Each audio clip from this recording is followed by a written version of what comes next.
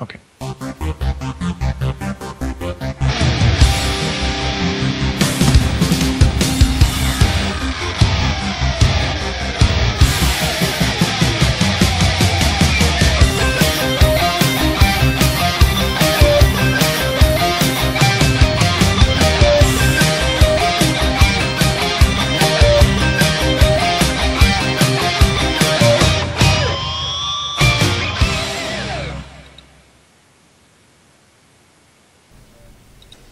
So, hello and welcome.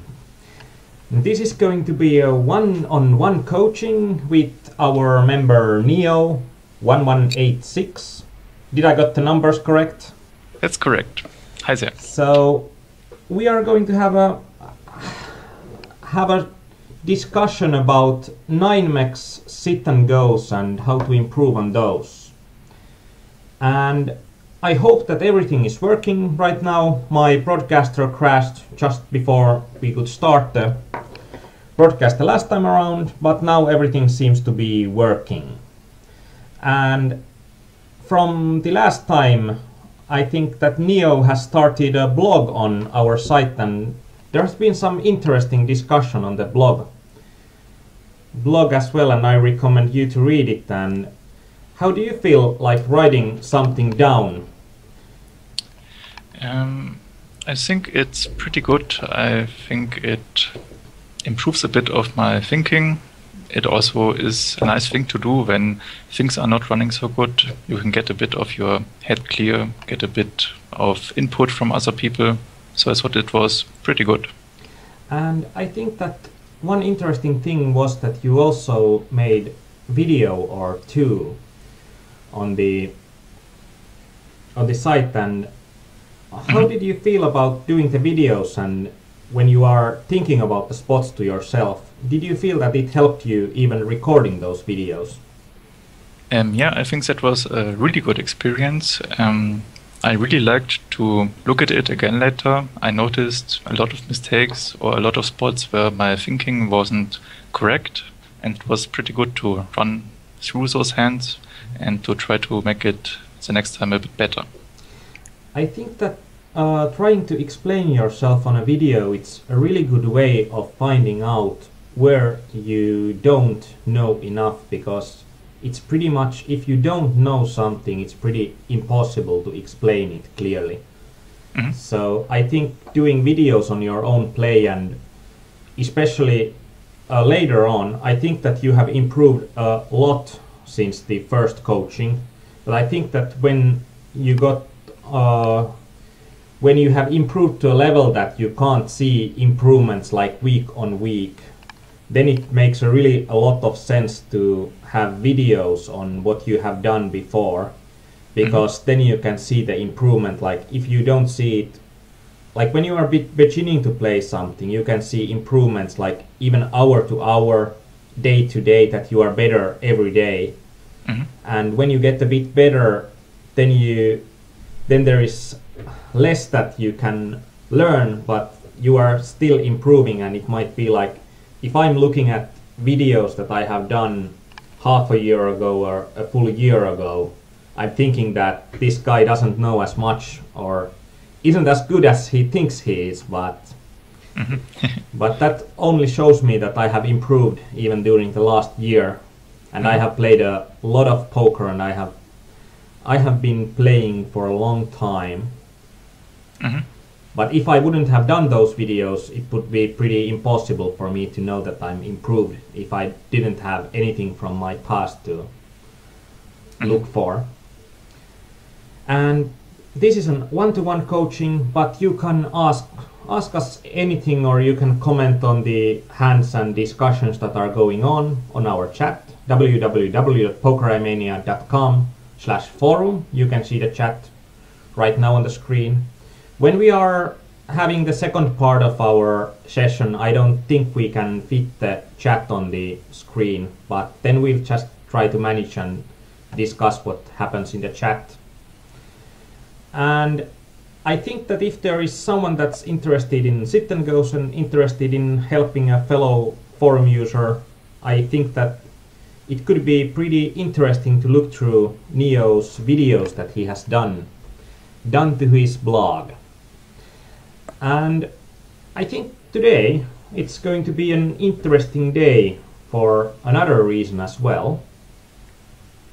Poker Aarnimetsa got a new partner site, and now we are having our first iPoker site, and it's Coral Poker, and the site is from iPoker's top tier, and so they are the better part of iPoker sites, and iPoker is the largest network of different poker skins.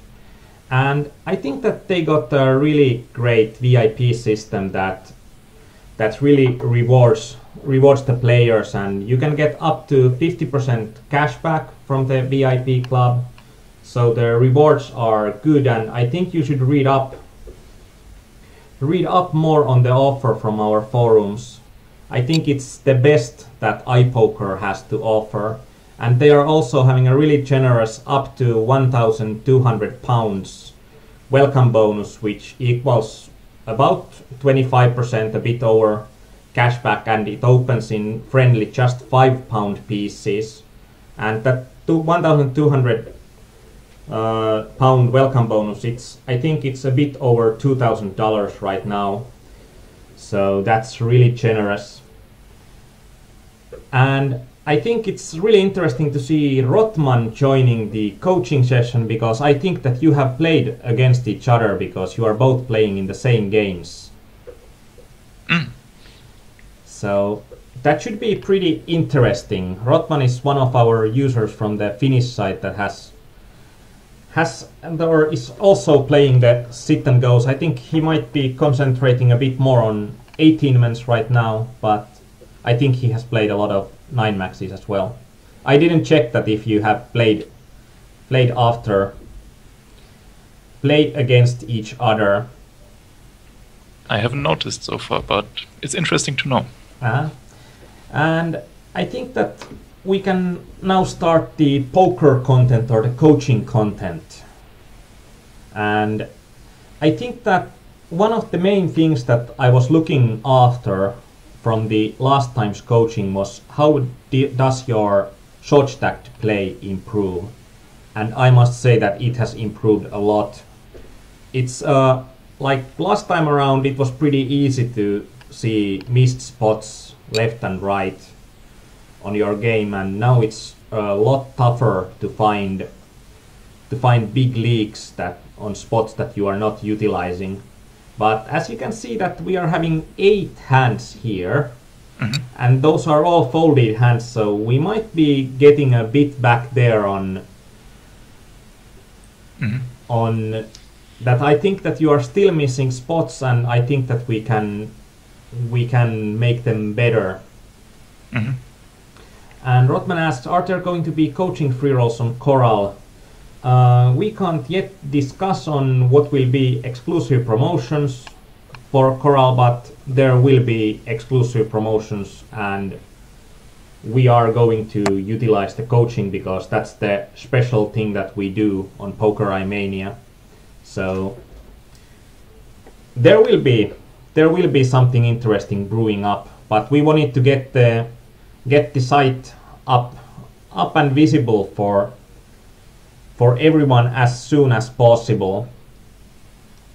It's now when it's the summertime, and I think even in Germany it's now the holiday times during August, so it isn't that easy to get hold of people like it's during the time when everyone's working. But so, and I want to highlight a bit about playing the unopened spots short stacked. That Neo1186 got me 13,000 hands altogether for this session. And about 7,000 of those, more than half of those hands are unopened spots. And about 3,500 of those hands are short stacked spots. So I think that when you have improved a lot, like it's only one part of the game, but that's still like quarter of the hands that you are playing. and also it's the part where most of the money moves. Mm-hmm. And as we are going through, there will be some mistakes with. I don't think that you are your shape of your ranges is a bit off. Like, actually, we can start going through it, it first. Okay. Actually, we'll go through the shape of your ranges, and then we'll come back to a slightly different idea. I'm checking. I'm not sure about that ace-6 suited, but these are hands that I know for sure that are going to be the shape of your ranges discussion. So let's replay these hands, and let's put the replayer a bit larger. So can you see the replayer? Yeah, it's okay. And actually this isn't the hand, so this is going to be a next hand, but I'm thinking that when you are having connected hands and suited connected hands, there are some spots that you are missing. And this is probably one of those spots that you missed a ton during the last coaching. Like, we are almost on the bubble. You are having a big stack. There are only short stacks behind you. What should you do here with King Queen suited? I think I should shove here. I think you should shove, and I think it's going to be wildly profitable. Like, it's not only slightly profitable, but wildly profitable.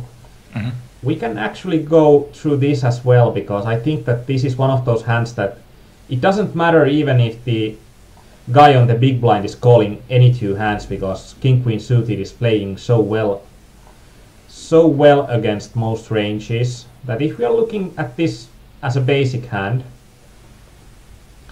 like, I don't think that when everyone behind you are less than 6 big blinds deep, I don't think that there are that many other options than to shove. And as we can see here, like, if everybody plays correctly, like, the largest stack behind you calls with tens and ace queen suited. Of course, I think in those games that you are playing, there will likely be, I think their range will be slightly wider and they will be doing a bit bigger mistakes, and we can actually see how it affects your ranges as well. But also, I don't think that this Nordstrom is going to be calling as much as he should. And Gummilurt's question is, where is Neo1186? I'm from Germany, from Ingolstadt. So he's German, and we had a funny discussion earlier on how to use the German version of Windows. That's something I have never used, I must admit. But we got to do what we needed to do. So I think that, like, this is going to be probably pretty fair, that our opponent is going to be calling at least all the pretty hands. And I think this is going to be quite close to what you should be shoving. And I think like now we can see that King Queen suited is going to be wildly profitable. And we can also look like from Nordstrom's way, like, I think we can do it for any player behind. I don't know about the Martinide, but we can look at the range versus hand equities, and we can look at the King Queen suited. Actually, King Jack and King 10 suited as well. And probably even King Jack off, King 9 off. Let's see how it goes. Like, even with King 9 off, even if this guy would be calling a lot of bad calls, it doesn't matter, because no matter what he does, it will be profitable. And I think it's really hard to even find out ways when King Queen suited would be unprofitable. And if you are folding these kind of spots, I think you are losing a lot of money. Okay. And Gummilutsi, I don't think that we discussed where Neo1186 is from, because we did it for the last time. So this is not the first session with Neo. This is the second session already. So I think we had a bit longer discussion on who is Neo1186 and what does he play last time around. Excuse me, your audio is a bit it cut off a bit. It's a bit off. Yeah. It sounds a bit distorted. I'm probably too close to the microphone or too excited to be talking too loud. So I'm now relying on a webcam microphone before I can get a better microphone. Yeah, you are pretty hard to understand. What? You are pretty hard to understand at the moment. I'm pretty hard to understand. Do you have problems with me on the live stream? I didn't have any problems. During this live stream, I'm trying to ask from our chat. Okay, sorry. No problem. It's just better to get rid of all the technicalities right now if there are any.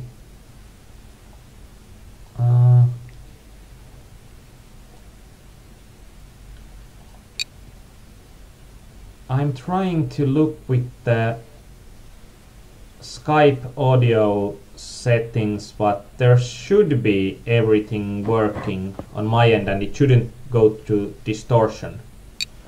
So can you hear me still, or? I can hear you, yeah. Now it's okay. Now it's okay. Oh. Yeah. So it was just a fluke. And okay, live stream is working for you, so we can carry on. Okay. And I think this is probably the largest mistake that I have seen from you this time around. Like last time I could probably have marked 15 or 20 of this kind of situations pretty easily. But now it's a lot harder to find those same kind of examples. And we can carry on to the next hand. What do you think about this situation? Under the gun, there are 7 players. Left, there are 6 players behind me. I mean, the blinds are pretty high. There is an ante. There's 585 in the pot. And I have a suited Broadway card. So I think this would be a shove. And actually this was interesting because I think you sent me one 50-50 game. And I managed to find a hand from the 50-50 game. I played that by accident. I clicked on the wrong one. But there is one of our members, the Kuutossilli6 from the Finnish community, that I saw there and I thought that this is for sure from a 50-50. But in this kind of situation, that if we are thinking about it, like if you let the blinds go through you from here, you are having less than 4 big blinds after the blinds go through you, and there are huge amount of chips in the pot. Like if you win this uncontested, you are then having a 2000 chip stack, which is huge. And if you get called, Queen Jack suited plays pretty well against pretty much anything. So we can actually look this through as well, and we can like pretend that this is a 9-max sit and go, because that would be probably, I think that would be probably what you would do in a 9-max sit and go as well. And this is something that this is important because those hands that are suited and connected, they are playing so well even if you get called. Even if you get called against a tight range, that the value of those hands doesn't decrease as quickly as something like ace deuce off decreases pretty quickly when you are going from small blind to button to when there are more players behind you. The value of unconnected offsuit hand decreases a lot, but the suited connected hands, they are really good. Like if we are looking at this, that everybody would play pretty much correctly, and I think these ranges are, if we are looking at these are going to be quite close to what should be there. Or our opponents, I think they should be calling and what they are calling, because they are including all the pretty hands. I think our opponents might be calling even a bit tighter. But we can see here that Queen Jack suited is hugely plus EV to be shoving. Especially when we are thinking that the blinds will be going over us, so this is a future game simulation spot. But we can see here like even 7-6 suited is a push. But we can see that 10-9 off is not a push, and like King 9 off is not a push. So this is one of those things that you should be thinking about the shape of your range, and this is probably the largest general mistake I see you make on the unopened spots right now, is that you don't rate the suited and connected cards as highly as you could. Like I have seen you folded King Queen suited, 9-8 suited, Jack 10 off type of hands a lot. Okay. So this is something that I think you should be focusing on a bit more. And we are having another Queen Jack suited spot. What do you think about this hand here? I'm having around 10 BB, and there's a short stack in the small blind, so I think there could be a likely call there, and there's a bigger stack than me in the big blind. There's a lot of money in the pot, so I think the easiest thing would be to just shove this. I think this is one of those spots that it gets a bit more interesting, because this is one of those spots that we discussed a lot, that when you should min raise and when you should shove. Like I think that I should ask here that would you ever min raise here, and why wouldn't you min raise, but why would you shove here? Well, I think I would look at the stats, and the big stack here, he likes to call. He also 3-bets, and on the other side he also seems to like to fold and post flop. And I mean, when would I min raise here? This is a really good question. I think that you are pretty correct in your reading of the situation, that the big stack here is playing pretty aggressively, and that makes a min raise a pretty bad play. If we are against an aggressive big stack, we can't be raise calling with Queen Jack suited, but the shove will be profitable. But yeah, I think that with Queen Jack suited it's a bit harder. I think that if we are having equal stacks with the juice, and he would be a tighter player, like he would be a player like this fish on a hook, I think then a min raise would be a better option. But about 12 big blinds deep and you are having a bigger stack on the big blind, I think that shoving is pretty much always the better option. I just wanted to hear what you think about this kind of situation, and when would you shove and when would you min raise. I don't think that the short stack here plays much of a role. I mean, if the big stack would be tighter and the small stack would shove, I think I would call his shove with Queen Jack suited, right? Yeah, if you would min raise here and the short stack would shove, you would be always calling with Queen Jack suited. It plays so well against the opponents. And I don't think that we need to even look at this when we saw that from the UTG pretty similar situation, except a lot.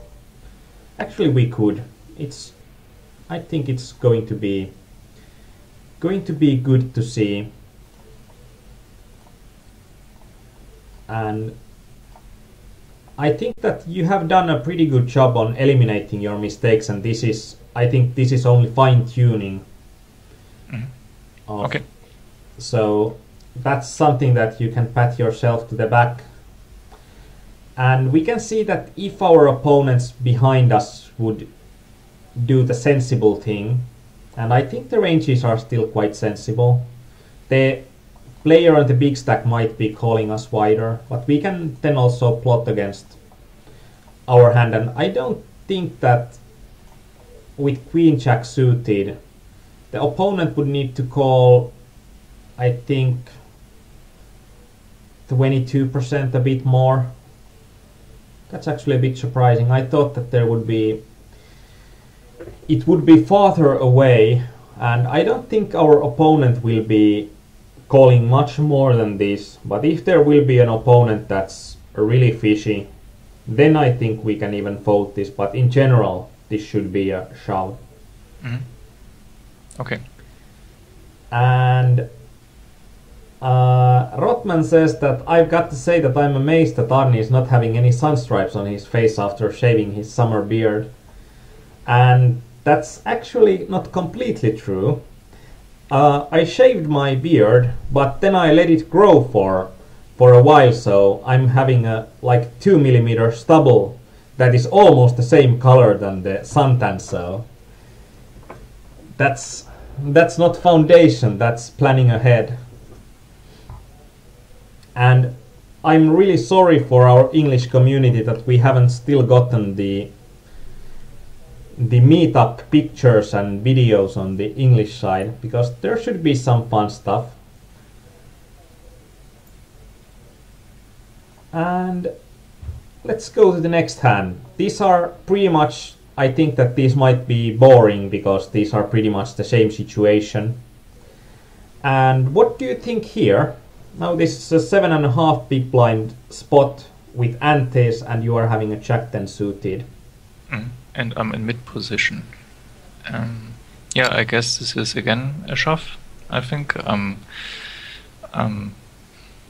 don't have much left. The blinds are pretty high and they're about to get me. So Jack 10 connected, suited card here. I think this is a shove, yeah. Yeah, this is a shove, and this is pretty much what I wanted to talk. I think this is the most important stuff that I wanted to talk to you. Like, I think that you have improved a lot, and that's probably one of the final pieces for the pushing game short stacked would be to get the shape of the ranges correct. Mm-hmm. And I think that there will be one surprise move that I forgot to say. Like, before I got these hands, Neo said to me that he had been screwing it up on the tables a lot and for the last 2 weeks, like. And I got I think 1.5 weeks worth of hands. And I think there will be one interesting or one important thing to discuss. Mm-hmm. And do you mind if I show the results? Oh, please do. And we can see here that this is I think 20 buy-ins minus for this 1.5 weeks.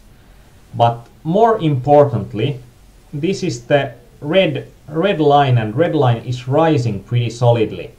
I think when we were at about 200 games, it was something like 8% red line, and even in here, it's like I think 4.01 for 242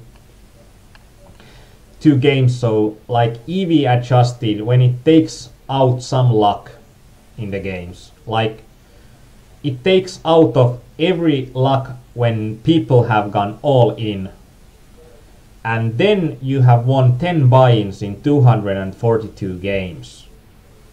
And I think that's not like that you have been playing badly. I think that's not probably what the best players in the stakes are doing, but that's probably close to half or 40%. I think like somewhere around 8 to 10% is what the best players in the $1.5 games are doing or could be doing.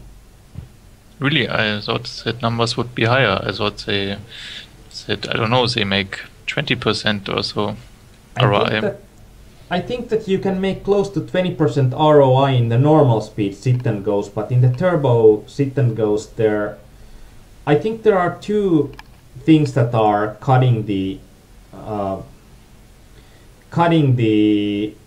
earning potential. Like we can see here, it's like 1.32 plus 0.18. So if you are winning 4% here, like 4% after rake, it means that you are beating the opponents for at least 16% because there is a 12% rake before that you need to beat.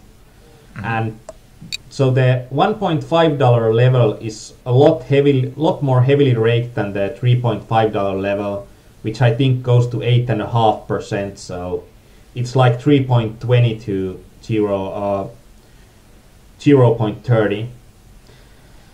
And in here I think that you will, and it will be, like if you are looking at your results and you are losing money, you are going to feel bad.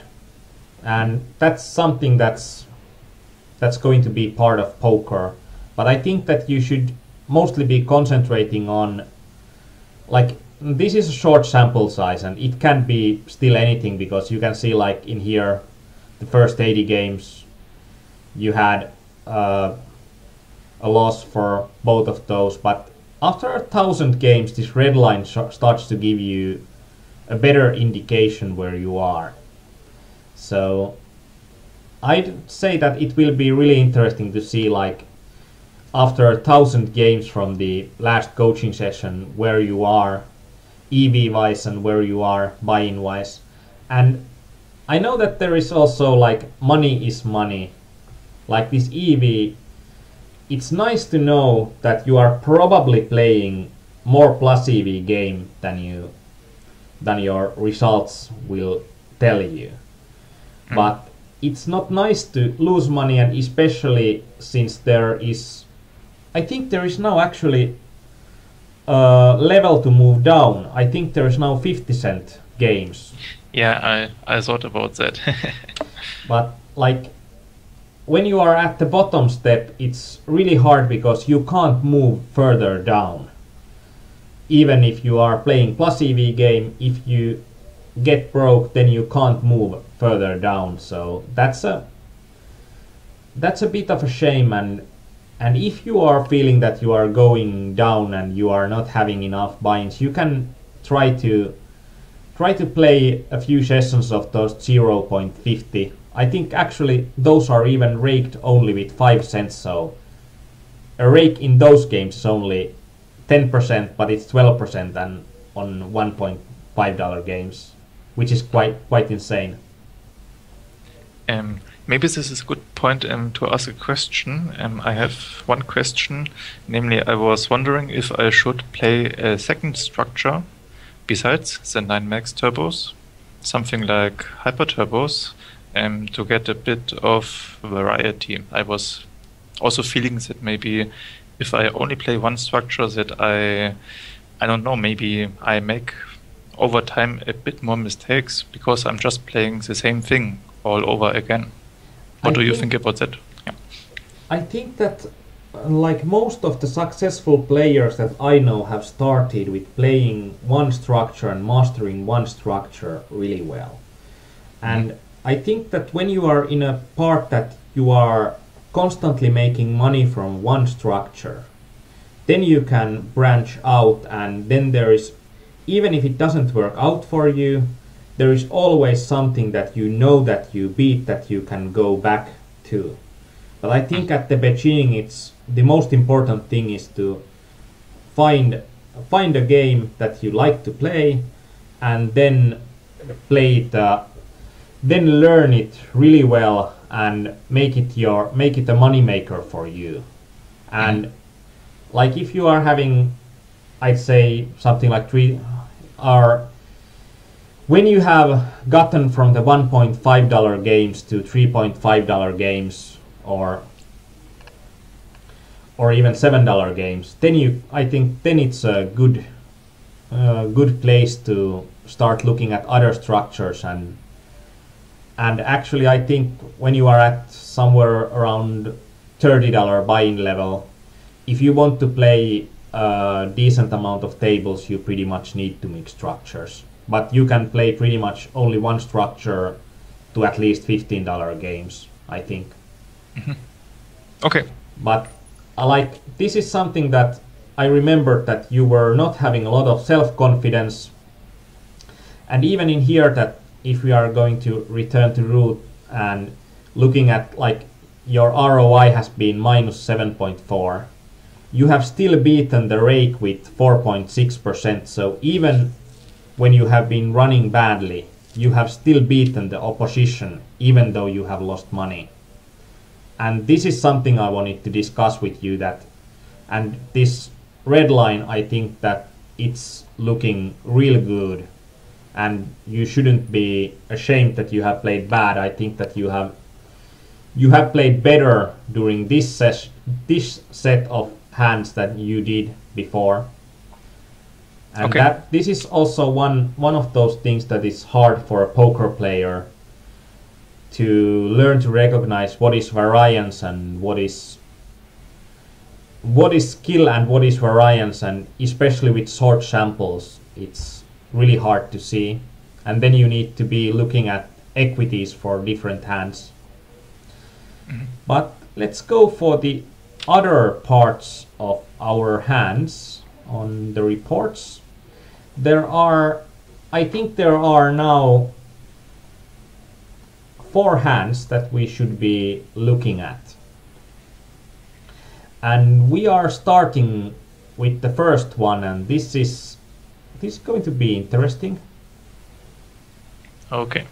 This is one of the starting hands of a tournament. What should you do here? You just cut off. Are you not there? What should you do here? Yeah, I can hear you now. Okay. Yeah, I should make a raise 3x, so 60, raise to 60. Yeah.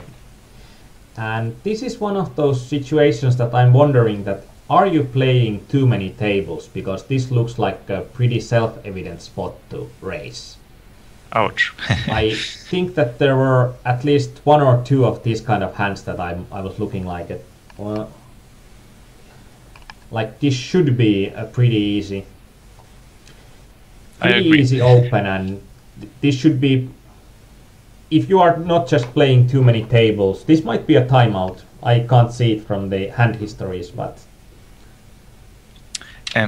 what happened a couple of times was that my hold'em manager hung up or crashed, and I had to basically kill it, and it could be that I timed out in that. So maybe that was the case here.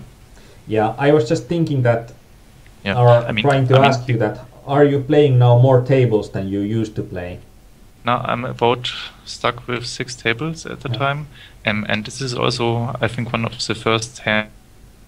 So I think this was really a timeout, maybe a crash of hold'em manager or something. Because at the beginning, I don't think that the game is fast enough for me to time out. That could happen maybe if I'm in the bubble, like on 5 tables or something, then maybe a timeout can happen, but not this early on without technical problems. Yeah, this was just one hand that I wanted to take here, because this is pretty self-evident how it should be played, but then it's only about the question of playing too many tables, and if you are not, then good, but that's not good that you are having problems with your hold'em manager, because that's going to be pretty expensive in the long run. And I have written to the Finnish side on a short article on tuning hold'em manager 2 when I used it 1.5 years ago. And I think something you can try would be updating it to the latest version, then taking out all of the, especially when you are having a slow computer, taking out translucency from the HUD boxes. I think that makes a lot of sense with the computing resources side. Like, if you can see through the hold'em manager boxes, it uses a lot more power to do the HUDs than it would otherwise. I think I've done that, this one. No, that's then good, and but it's bad because then you can't improve easily. Ah. But then there are going to be some hands that are going to be like last time around. We didn't have time to discuss, but I had on my lecture notes for Neo that when you are playing really short stack, you shouldn't be going all in with like any two cards that you did a lot with, like one or two big blinds, especially without antes. But I think that you might have gone a bit too far with it. So we are having a few hands here. Okay. Here to look through it. And what do you think about this hand? Yeah, that was a stupid spot, I think. I think the problem was that I was thinking if he shoves here his full stack, that he might have a really strong hand, and that if I call here, that I will be pretty surely dominated by ace king or aces or something like that. So I think that's why I folded here and waited for a better spot to shove it. But I think this is one of those spots that you can wait for a better spot, but I think that if he would have a really strong hand, it would be more likely that he would min raise and trying to get more action to a really strong hand. And when he's shoving almost 20 big blinds, I think that it will more likely be a worse hand. And this is actually one of those hands that it can be both ways. And now that I see how tight the under the gun opener is, I think it's going to be, it's more likely that it's going to be a minus EV call. But we can look at it, like how much do we need our opponent to be opening? Opening here, it shouldn't be. his dots are crazy tight. I think it will need to be pretty crazy tight. I'm thinking less than 10%, but we'll see. Okay. And actually 10% it's not even that bad, but let's do it the quickest possible way. Oh, actually it's closer to 20% that he would need to be opening here. And then it's going to be pretty minus EV call for you. I think that this has been a really good fold for you. So this was my mistake on marking the hands. But let's get to the next hand then. Okay. So there was no mistake in there, and that was actually a well played hand for you. And this is an interesting spot when there are 3 players with decent stacks, and then there are 2 players with a really short stack. And it comes unopened to you, and you are having king deuce off. What do you think about this hand? Well, I think one problem here is that I mean, if I shove here, it's basically a call, and I could end up with 2 people in the pot, so it would be a 3-handed pot. I think that's one thing to consider. King 2 off is, I mean, it's a high card, so it maybe has some value here, and I'm also really short. I also don't think I have much a big chance here to get into the money, because I'm short stacked, very short stacked here. Well, I guess you could shove this here.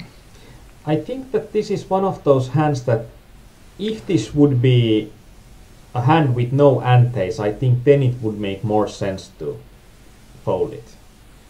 But with antes, you need to be taking your spots, and I think king deuce is going to be one of those hands that you just need to take the spot when it comes. And high card here is enough, because most likely you are going to get it get it against one of these guys, and if you are getting it against Hanstronaut, you are going to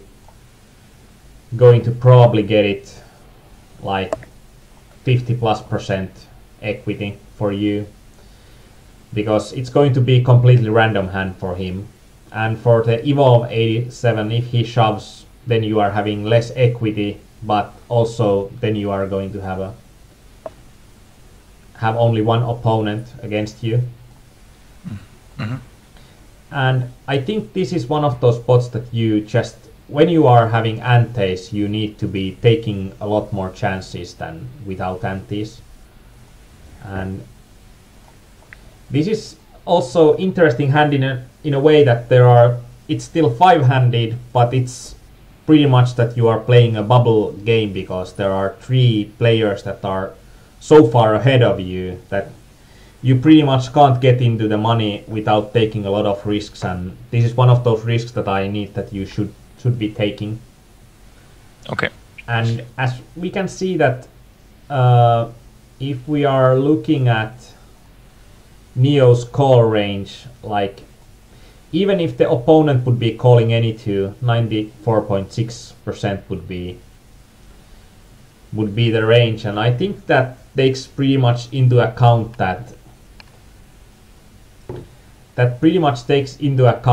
you are not going to get in the money, and you are losing a large part of your stack just to pay the ante.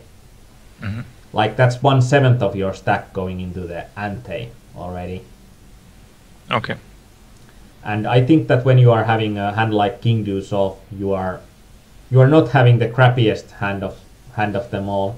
So this is something that you need to take note. And I know that this is a hard thing to do, because you have gone from, I think, being too wide in these spots now a bit too tight. So we'll need to find a nice middle ground. Mm-hmm.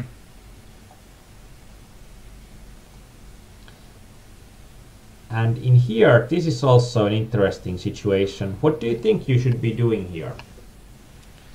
We are 5-handed. I think from my first look here, I think this should be a pot odds call, because there is so much money in the pot. Yeah, it's 22%, so I think it should be around 33% where I can call any two. So I think I should call this here. Yeah, I think with ICN taken into account, it should be, and with the crappiest of them hands, you should go to 28-30%, but with 22% odds, you can't be folding this, even though 4-3 off is going to be one of the worst hands to call. And I love your reasoning in a way that you are looking at the stacks now, you are looking at the stats of your opponent, you are thinking about your hand strength, you are thinking about stack sizes. So all the pieces are there, and now it's just connecting the pieces. And in this kind of situation, I think this is one of the harder situations to do the correct move, even if you know what the correct move is. Mm-hmm. Because when you are calling 4-3 off, it will always look stupid. Even though it makes perfect sense, it will still always look stupid. Mm-hmm. And that's something that will be really hard for most players to do, that even if they know that it's going to be correct, it's still hard to act, because it doesn't feel right, and you are never ahead of your opponent. That you just need to know that you are doing the correct thing, and then just like Nike says, just do it. Mm-hmm. Okay. And I think there is just one more thing that from my side that I had planned for this day, and this was a fold, and I don't think that this should be a fold.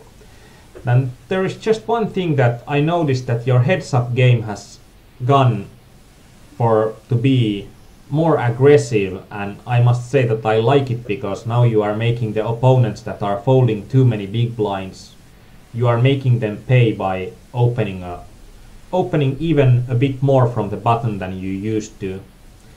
And there is like a limit when your opponent is folding more than one half of his big blinds, you are automatically making profit by min-raise opening pretty much any two cards, or any two cards, because then it doesn't matter, you are making profit for all the times he folds, and all the rest times you are pretty much free rolling, and then you are playing in position the pots that your opponent calls. Okay. But that's something that I noticed that I don't think that we discussed it that much, but that's something I noticed from your games, that I think your heads up has gone better. And I noticed from your shark scope that your graphs are like, if you are looking at the finish distributions pretty much on every game, it's that you are not getting as many wins as you are getting second and third places. And that's something that I think during time it will change, but that's also something that when you are playing better heads up, it will help you improve the amount of wins, because if we are looking at the 9-max sit and go structure, when it's 20%, 30%, 50%, winning the heads ups is as important as getting in the money, like roughly thinking. And now you are getting in the money a really good percent of the time, and I think it's a way on getting more wins. More wins, and that's something that we need to be concentrating on. And because I said that I think that this is mainly a self-confidence problem, I said to Neo that we can look at his marked hands for the second part of this session and see that if he is focusing on the right things, or if he's just playing well and in the spots that he's questioning. And actually that would be my guess, that he is still playing well on these spots that he's questioning himself on. But I think that we need to take a short break before the second half of our session, that we are going to look at the hands on Neo's computer. So I think that we are going to be back in about 10 minutes, so that's 10:05. And then we will be looking hands from Neo's computer and the hands that he has marked for today's session, and I think that should be pretty interesting. So we'll have a break, and during the break time we will be doing some magic on our sides. But see you in 10 minutes.